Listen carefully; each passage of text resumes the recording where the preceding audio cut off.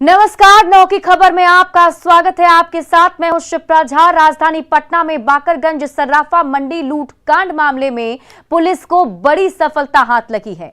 सूत्रों के अनुसार पुलिस ने बड़ी मात्रा में लूट का सोना जब्त किया है। वहीं 2 आरोपियों को भी पुलिस ने गिरफ्तार कर लिया है। अभी भी पुलिस के लिए सारा सोना बरामद करना बड़ी चुनौती बनी हुई है।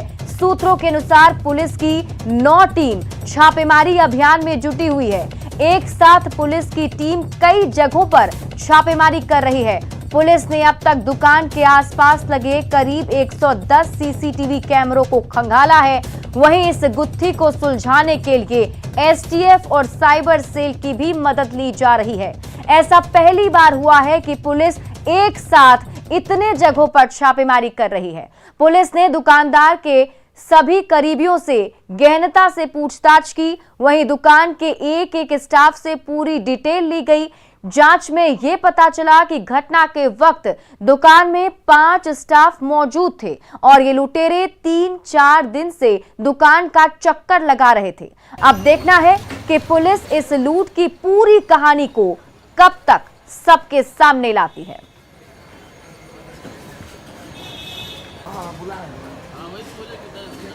और बिहार के सबसे बड़े आभूषण लूट कांड के मामले में आज का दिन बेहद ही खास है, क्योंकि पटना पुलिस द्वारा कारोबारियों को दिए गए अल्टीमेटम का आज आखिरी दिन है।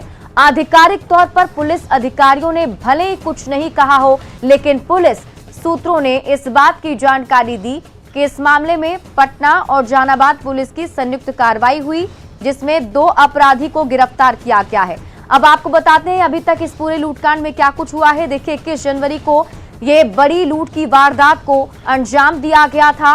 पुलिस की 9 टीम छापेमारी अभियान में जुटी हुई थी, अलग अलग जगहों पर छापेमारी कर रही थी। पुलिस ने करीब 110 सीसीटीवी कैमरों को खंगाला है। एसटीएफ और साइबर सेल की टीम भी जांच में जुटी हुई है। पुलिस ने 2 आरोपियों को गिरफ्तार कर लिया है। पुलिस ने दुकानदार के करीबियों से भी पूछताछ की।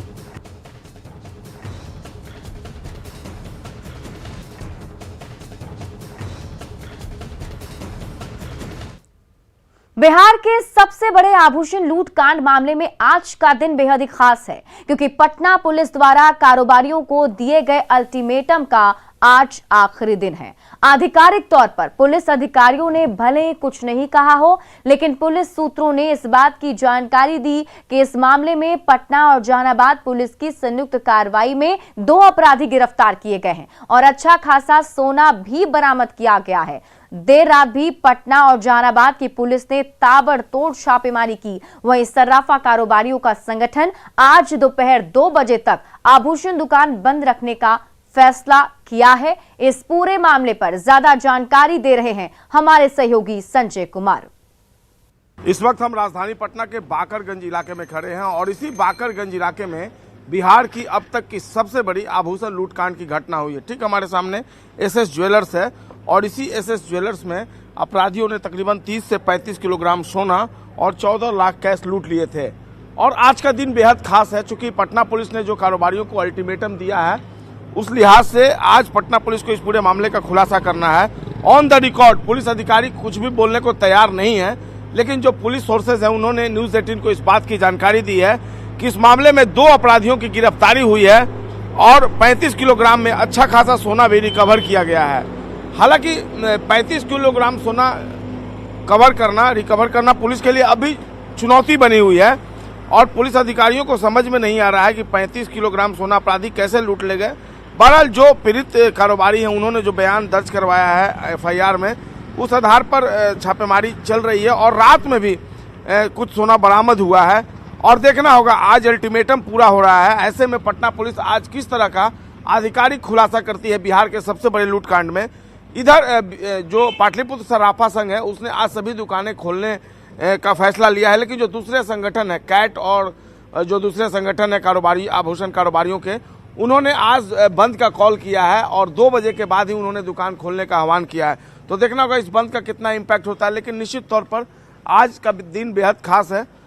आज आपकी दुकानें बंद रहेंगी? 2 बजे के बाद खुलने की संभावना है। 2 बजे के बाद खुलने की संभावना है। आज पुलिस ने आज तक का तारीख भी दिया है, तारीख पूरा होने का, आज खुलासा भी होगा। खुलासा भी क्या बोला। चाहते हैं आप लोग बेसिकली? अपराधी पकड़ाए, माल रिकवरी हो। हाँ। तो आज दुकानें 2 बजे तक बंद रहेंगी? हाँ, उम्मीद तो यही है, 2 बजे के बाद खुलने की उम्मीद है। 2 बजे के बाद खुलने की उम्मीद है। सुरक्षा को लेकर पिछले सुरक्षा तो कुछ नहीं है। 1-2 दिनों में जो पहल हुई है उसके बाद दिन में वही हाल है, केवल रात में देखते हैं कि एक आध जिप्सी इधर उधर लग जाती है, उसके बाद कोई ठिकाना नहीं है। दिन में अभी भी हालात वैसा ही है। दुकानें कल तो खुली थी, कुछ उधर की खुली थी, इधर नहीं खुली थी। सुरक्षा दिख रही है। सुरक्षा नदारत। क्या नाम है आपका? मुन्ना सोनी। मुन्ना सोनी जी हैं और बता रहे हैं कि अब भी शायद पटना पुलिस ने कोई सबक नहीं लिया है। दिन में हालात पहले की तरह ही हैं, हालांकि रात में पेट्रोलिंग जरूर दिखती है, ऐसा ये कारोबारी, आभूषण कारोबारी हैं वो मानते हैं। देखना होगा आज पटना पुलिस का अल्टीमेटम जो है वो पूरा हो रहा है और किस तरीके से पटना पुलिस आधिकारिक तौर पर ही सही किस तरीके का खुलासा करती है, क्योंकि पटना पुलिस के लिए भी ये बिहार की सबसे बड़ी लूटकांड प्रतिष्ठा का विषय बन चुका है। कैमरा पर्सन अजय दुबे के साथ संजय कुमार, न्यूज 18 पटना। बिहार में मद्य निषेध विभाग की टीम ड्रोन की मदद से शराब माफिया के खिलाफ लगातार मुहिम चला रही है। मनेर के शेरपुर में ड्रोन की मदद से छापेमारी अभियान चलाया गया। इस दौरान झाड़ियों के बीच मिली शराब जिसे नष्ट कर दिया गया है, साथ ही शराब की कई भट्टियां भी नष्ट की गई हैं। मदद से शेरपुर देरा मनेर में देखने आया, भीषण जंगल के बीच में ड्रोन डिटेक्ट किया और हम लोग यहाँ पहुँच करके जी कम से कम 15 ड्रम यानी 3000 केजी जब हम लोग बर्बाद किया जी, उसका इंस्ट्रूमेंट बर्बाद किया हम लोगों ने और चूल्हा उला जो भी हम लोग बर्बाद किया जी। मुजफ्फरपुर में नशे में टली चौकीदार का वीडियो वायरल हुआ है। वीडियो बेनीबाद ओपी के रमेश कुमार सिंह का है, जिसमें वो ये बोलते हुए सुनाई दे रहा है कि उसने गांजा पिया है। वीडियो में चौकीदार किसी से बात करता सुनाई दे रहा है। वो इतने नशे में है कि खुद खड़ा भी नहीं हो पा रहा है और वीडियो आपके टीवी स्क्रीन पर।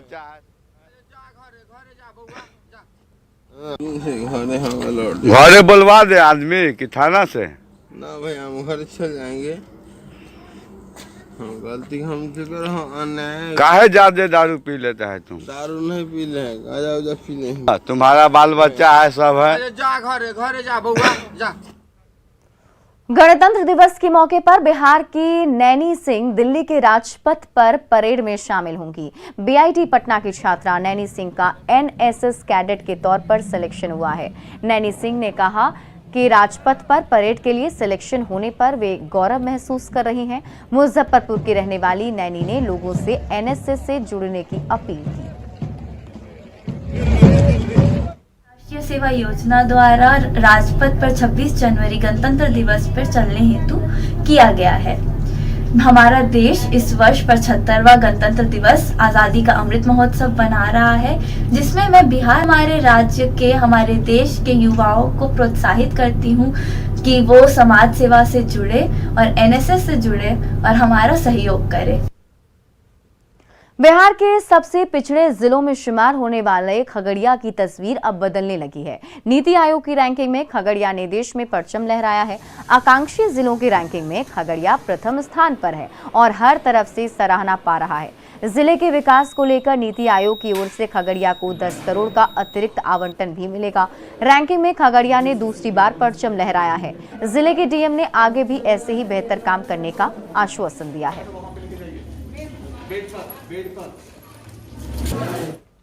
उनका इसमें नीति आयोग के रैंकिंग में हम लोग करते हैं। पहले का अस्पताल जब हम 2010 में ज्वाइन किए थे तो कुछ और था, लेकिन हम लोग एनएचएम को धन्यवाद देते हैं कि उसके तहत हम लोगों ने बहुत सारा काम किया, जिसके तहत आज हम लोग खगड़िया का अगर नीति आयोग के रैंकिंग में देखते हैं तो नंबर 1 आया है। इसके अलावा शिशु मृत्यु दर को कम करने के लिए हम लोग के यहाँ एसएनसीयू है, पेटिक वार्ड है। पेटिक वार्ड में हम लोग का अगर आप देखिएगा तो पेटिक वार्ड में बच्चा का खेलने का एक तो नेशनल लेवल पोर्टल जो है वहाँ से डेटा पुल करके और जिला स्तर पर जो प्रति माह जो गतिविधियां होती हैं उसको वहाँ पर फिल करना रहता है। जो भी जिला इसमें इंक्रीमेंटल ग्रोथ जिसमें दिखता है, खासकर डेल्टा रैंकिंग इसको बोलते हैं, तो इसमें नेशनल लेवल पे जो टॉप 5 जिले हैं उसमें 3 जिले बिहार के ही हैं। उसमें खगड़िया का पहला स्थान है और साथ में जमुई और पूर्णिया का भी टॉप 5 में स्थान है। नेशनल लेवल पे नंबर 1 रहने की वजह से खगड़िया जिला को 10 करोड़ का इंसेंटिव अमाउंट जिले के विकास के लिए। कश्मीर में आतंकी हमले में मारे गए वीरेंद्र पासवान की बेटी नीतू की शादी संपन्न हो गई। ये शादी बेहद खास है और इसकी चर्चा पूरे भागलपुर में हो रही है, क्योंकि नीतू के मानस मामा बने भागलपुर के पीरपैंती विधायक ललन पासवान ने अपने ही रिश्तेदार से नीतू की शादी कराई और विधायक ने खुद कन्यादान किया। लड़का बंधन बैंक का कर्मचारी है। विधायक ललन पासवान बीते 1 महीने से शादी की तैयारी में जुटे हुए थे। नीतू के पिता वीरेंद्र पासवान कश्मीर में पानी पूरी बेचते थे और उसी से उनका घर भी चलता था। जब आतंकवादियों ने वीरेंद्र पासवान की हत्या कर दी तो नीतू के परिवार पर मुसीबत का पहाड़ टूट पड़ा। ऐसे में पीरपैंती विधायक ललन पासवान ने परिवार की मदद का बीड़ा उठाया और नीतू के मामा बनकर उसकी शादी करवाई। आगे भी आपका भाई और बाकी बच्चों का मामा बनकर हम देखभाल करेंगे। आपकी तीनों कुमारी बेटियों की शादी हम मामा बनकर खड़ा होकर कन्यादान करेंगे और करवाएंगे। ये मैं वहाँ से वादा करके और रिश्तेदारी में हमने बात चलाई और वो महगामा विधानसभा के झारखंड के बिरनिया गांव के लड़का राजेंद्र पासवान है, ग्रेजुएट है, ITI किया है, बैंक में है, बंधन बैंक में है, उसमें कार्यरत है। प्रपोजल दिया, दोनों परिवार ने देखा। पहले हमने दोनों परिवार देख लीजिए, सहमति कीजिए, फिर हो जाए। दोनों परिवार ने खुशी खुशी सहमति जता दी। लड़के वाले ने भी कोई डिमांड वगैरह कुछ नहीं किया। बहुत खुशी छे हमरा विधायक भैया कन्यादान कर रहे छे हमरा बेटी रो, बहुत खुश छे, सब परिवार एकदम पूरा खुशी छे। अच्छा, अपनो जो टीम हस्बैंड वहाँ अच्छी होला का बात कैसा सहयोग मिल रहा है विधायक जी का? मिल रहा है बहुत सहयोग विधायक जी से। कि आज आपका कन्यादान कर रहे हैं, कैसा लग रहा है आपको? मेरे को बहुत अच्छा लगता है। आपके पिताजी का जब वहाँ लोग आतंकवादियों ने मार दिया, उसके बाद किस तरह का सहयोग विधायक जी के द्वारा आपको मिलता रहा है? बहुत सहयोग मिला है। भागलपुर के आकाश ने अपनी कला से सबको चौंका दिया है। प्राइवेट चैनल पर चलने वाले शो में एरियल आर्ट और फ्लाइंग पोल पर कलाकारी से उन्होंने सभी की सांसें रोक दी। गरीब परिवार के आकाश ने काफी मुश्किल से सफर तय किया।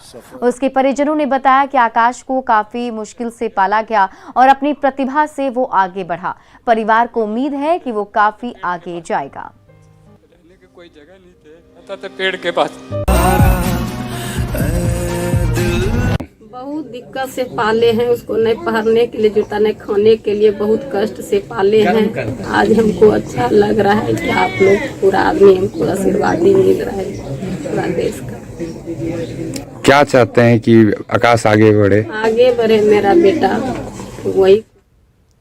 आरा से बड़ी खबर सामने आ रही है। बोरसी से कमरे में भीषण आग लग गई, जिसमें 4 मासूमों समेत 5 लोग झुलस गए हैं।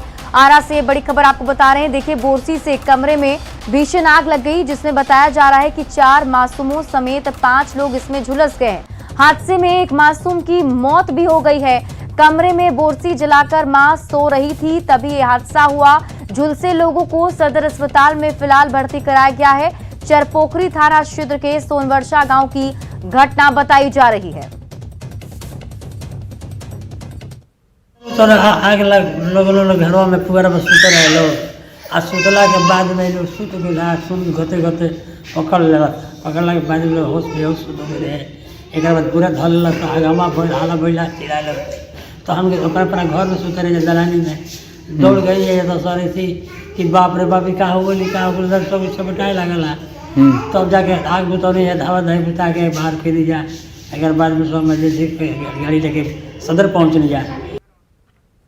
बिहार में सर्दी का सितम जारी है। बेमौसम बारिश ने ठंड और कनकनी बढ़ा दी है। शाम ढलते ही लोग ठंड के कारण घर में दुबक जाते हैं।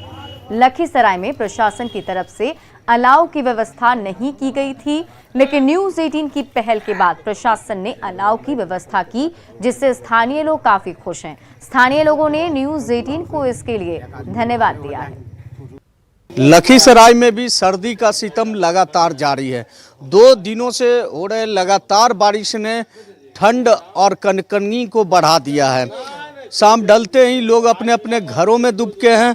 कुछ लोग ऐसे भी हैं जो कि अलाव की व्यवस्था कर सड़क किनारे अलाव ताप रहे हैं और इस कपकपाती ठंड से बचने। में जुटे हैं। हम बात भी करना चाहेंगे, कैसा ठंड है? भयानक ठंड है सर, 2-3 दिन से ठंड था, आज बारिश हुआ, इसके चलते भी ठंड बढ़ा है। लेकिन 2-4 दिन पहले आपके थ्रू एक न्यूज़ चला था कि मतलब आग के व्यवस्था के बारे में, लेकिन न्यूज़ चलने के बाद लकड़ी मिला है नगर परिषद के तरफ से, हम लोग ताप रहे हैं, अब ठंड से बच रहे हैं। काफी ठंड है, बहुत ज़्यादा ठंड है। आप बताइए कैसा ठंड है? बहुत ज़्यादा ठंडा है, 2 दिन से तो बहुत ठंडा है। आज तो बारिश हुआ है, आज बहुत ज़्यादा ठंड लग रहा है, इसलिए हम अलाव का सेवन कर रहे हैं। नगर परिषद के जी हाँ, जी हाँ, नगर पालिका। तो आप लोग अलाव जलाकर इस ठंड से बचने में जुटे हैं? जी हाँ। तो आपने सुना, इस कपकपाती ठंड से लोग अलाव जलाकर बचने में जुटे हैं। क्या स्थिति है ठंड का? बहुत 2 दिन से बहुत ठंडी है, बारिश में हम लोग बहुत ठंडा में मर रहे हैं। लकड़ी हमको मिल रहा है 2 दिन से नगर परिषद से। तो अलाव जलाकर ही आप लोग? हम लोग आग ताप करके हम लोग जान बचा रहे हैं। तो आपने सुना, लोग अलाव जलाकर इस कपकपाती ठंड से बचने में जुटे हैं। राकेश, न्यूज़ 18 लखीसराय। बेतिया में मंत्री के बेटे की गुंडागर्दी के मामले में पुलिस ने मंत्री के बेटे पर केस दर्ज कर लिया है। बड़ी खबर आपको बता रहे हैं, बेतिया में मंत्री के बेटे की गुंडागर्दी मामले पर पुलिस ने मंत्री के बेटे पर केस दर्ज किया है। कुल 7 लोगों पर केस दर्ज हुआ है। घायल युवक की मां ने यह केस दर्ज कराया है। पुलिस ने स्कॉर्पियो गाड़ी को भी जब्त कर लिया। एसडीपीओ के नेतृत्व में जांच टीम का गठन किया गया है और ये तस्वीर हम आपको दिखा रहे हैं उस घटना की, जब बगीचे में पहुंचकर मंत्री के बेटे ने गुंडागर्दी की थी, जब मारपीट की गई थी, जिसके बाद देखिए अब एक्शन लिया गया है। घायल युवक की मां ने केस दर्ज कराया था और पुलिस ने केस दर्ज कर लिया है। स्कॉर्पियो गाड़ी को भी जब्त कर लिया गया है। एसडीपीओ के नेतृत्व में एक जांच टीम का भी गठन कर लिया गया है। उनका लाइसेंसी आर्म्स था और लोग अपना लाइसेंसी आर्म्स लेके पिस्टल और एक राइफल और एक स्कॉर्पियो गाड़ी थी। जब ग्रामीणों द्वारा विरोध किया गया तो लोग गाड़ी वाड़ी छोड़कर वहाँ से भाग गए हैं। पुलिस द्वारा अभी तक क्या कार्रवाई की गई है? इसमें तो पुलिस जांच कर रही है, इन्वेस्टिगेशन के बाद ही कार्रवाई करेगी। घटनास्थल से कुछ सामान भी बरामद किए गए हैं? हाँ, वहाँ स्कॉर्पियो गाड़ी मिली है, हथियार भी बरामद किए? हथियार भी बरामद मिली है ग्रामीणों द्वारा। तो देखिए, आपको बेतिया से खबर बता रहे हैं। बेतिया में मंत्री के बेटे ने गुंडागर्दी की थी। कुछ पहले की तस्वीर हम आपको दिखा रहे हैं उस घटना की भी। हमारे साथ हमारे सहयोगी प्रफुल्ल अधिक जानकारी के साथ जुड़े हुए हैं। प्रफुल्ल, क्या कुछ जानकारी अभी आपके पास है? जी, मैं आपको बता दूं कि कल जिस तरह से जो घटना हुई है उसको लेकर अब पुलिस जो है कार्रवाई तेज कर दी गई है। पुलिस ने जो घायल युवक है जनार्दन कुमार, उनकी मां के बयान पे 7 लोगों पे मुफस्सिल थाना में केस दर्ज किया गया है, जिसमें मंत्री पुत्र भी शामिल और उनके जितने भी सहयोगी कल गए थे वहां पे, जिन्होंने हथियार लड़ाया और मारपीट की, उस मामले में केस दर्ज किया गया है। और पुलिस पूरे मामले की जांच के लिए एसडीपीओ सदर के नेतृत्व में एसपी ने एक टीम का गठन किया है जो पूरे मामले की जांच करेगी। मैं आपको बता दूं कि मौके से जो लोग स्कॉर्पियो गाड़ी, मंत्री की जो गाड़ी छोड़कर मौके पर भागे थे, उस गाड़ी को भी पुलिस ने जब्त कर लिया है। और हथियार की बात जब एसडीपीओ सदर से पूछी गई तो उन्होंने बताया कि हालांकि उनका ये लाइसेंसी हथियार था, लेकिन उसकी भी जांच की जाएगी। लेकिन परिस्थिति में वो लोग हथियार लेकर वहां पे पहुंचे थे और ग्रामीणों ने आरोप लगाया था कि उसी हथियार से फायरिंग भी की गई थी। तो इस पूरे मामले की जो है वो जांच शुरू कर दी गई है और एफआईआर दर्ज कर कार्रवाई पुलिस करने लगी है। जी, बहुत बहुत शुक्रिया तमाम जानकारी के लिए प्रफुल्ल। और फिलहाल इस बुलेटिन में अभी के लिए बस इतना ही, लेकिन न्यूज़ 18 बिहार झारखंड पर खबरों का सिलसिला लगातार जारी है।